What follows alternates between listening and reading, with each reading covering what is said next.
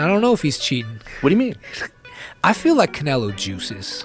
But I'm a Triple G fan, so I'm a say that ahead of time. I just like Triple G. There's a lot of money on the line, and if I could get away with it, I would do it as well. Joe Rogan stirred the pot during a recent conversation when talk turned to Canelo Alvarez and the lingering controversy around banned substances. "Man, I don't know what's going on with Canelo," one guest said, clearly skeptical. "I feel like he might be using something," he added. A lot of money on the line, and if I could get away with it, I would do it as well. Some tainted beefs. I think, well, he definitely got busted once for something, but it could have been from tainted beef.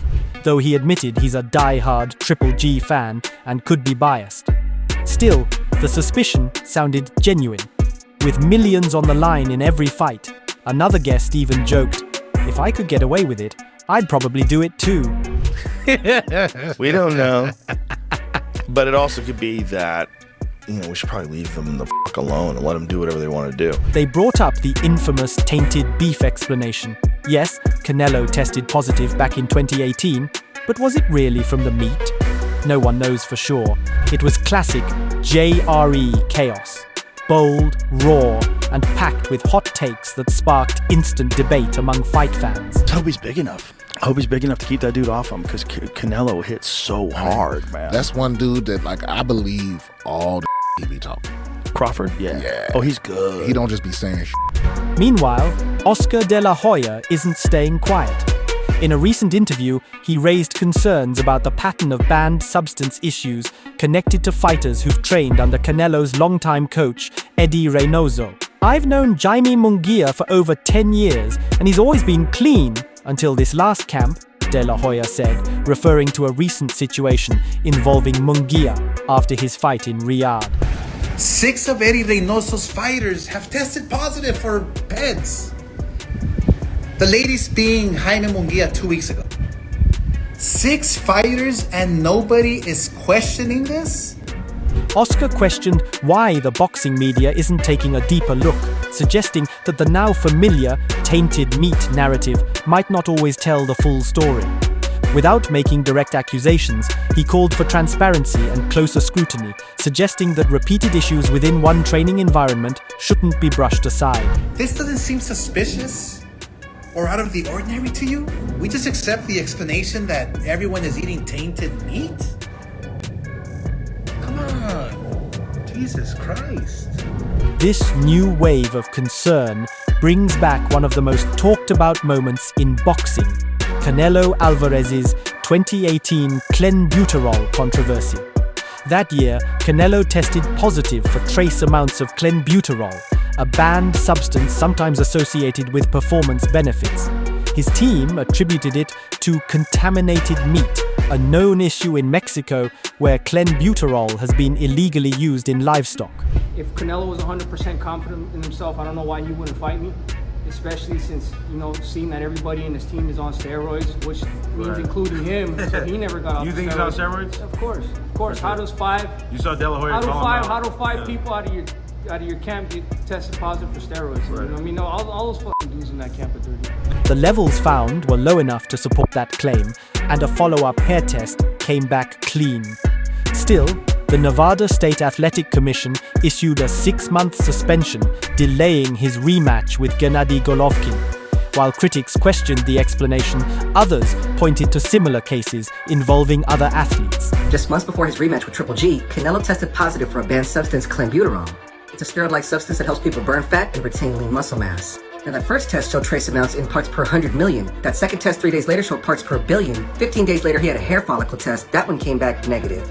Canelo returned, passed all future tests, and defeated GG in their rematch. Yet, debate over the incident still lingers in the boxing world. Some see it as a genuine mistake, while others view it with lingering skepticism.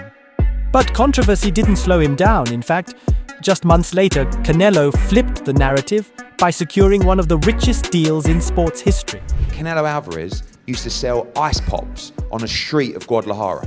He's now made, 500 million. In 2018, Canelo Alvarez made history, not in the ring, but at the negotiating table by signing a jaw-dropping $365 million deal with DAZN, the biggest contract in sports at the time.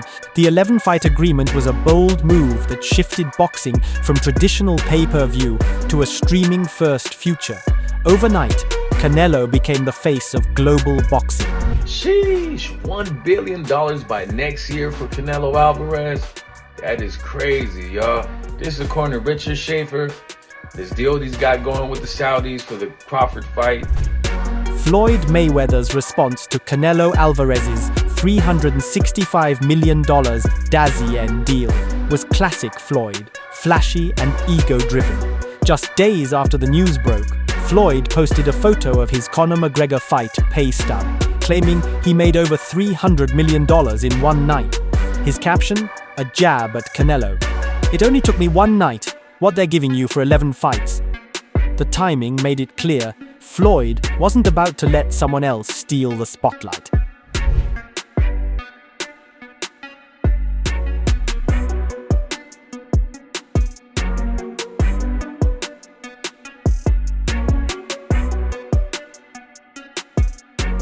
What we don't talk about is, Canelo. Steroids. Y'all don't talk about that. So we don't know. We really don't know all the fighters he beat. And he was not, what he could have been not clean in a lot of fights. But this wasn't just about money. It was personal. Floyd had beaten a young Canelo back in 2013, so watching him rise to become boxing's top earner and global face had to sting. At just 23 years old, Canelo Alvarez stepped into the ring with Floyd Mayweather, driven by raw ambition and the belief that beating the undefeated icon would catapult him into global stardom. You could take a guy like Canelo, this guy could do, he could pick and choose who he want to fight. And I'm gonna tell y'all the truth about Canelo. Easy, man. Cakewalk, easy. Y'all sitting up here, y'all praising this dude was nothing. But what Canelo faced wasn't just a slick boxer, it was a master of the craft. Mayweather, 36 at the time, brought decades of experience, defensive brilliance, and an unmatched ring IQ. The fight turned into a one-sided clinic. According to CompuBox, Mayweather landed 46% of his punches while limiting Canelo to just 22%, a clear display of dominance. Canelo later admitted that the loss stung deeply, calling it a lesson he never wanted to experience again. In fact, he was reportedly so devastated that he shed tears in the locker room afterward. But that humbling moment became the spark that reshaped his career. Trained so hard, and now obviously I tried to beat him because, if you beat him, you want to be the best in the world at 23. What do you think was so impressive about him? His experience, he's so smart. He have everything in a fighter.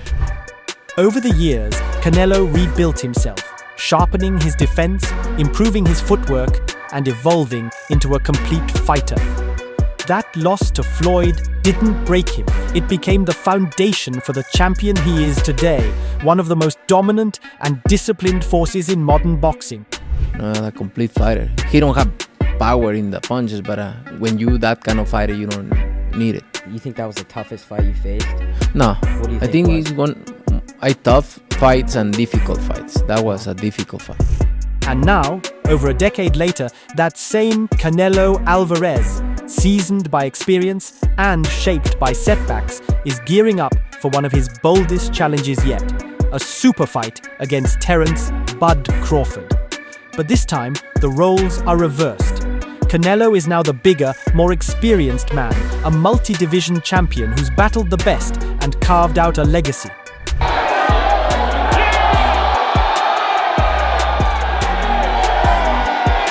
Crawford, considered one of the most skilled fighters of his era, is jumping up 2 weight classes in pursuit of greatness. It's a daring move that mirrors young Canelo's ambition against Mayweather. But the question is, will Crawford's speed and skill be enough? For Canelo, this isn't just another bout, it's a full-circle moment. A chance to silence doubters and prove he's still elite. And for Crawford, it's the ultimate test. Can he succeed where Canelo once failed and claim his spot as boxing's top dog? If you enjoyed this breakdown, don't forget to like, share, and subscribe for more deep dives, hot takes, and all the drama from the world of boxing. Stay tuned, we've got more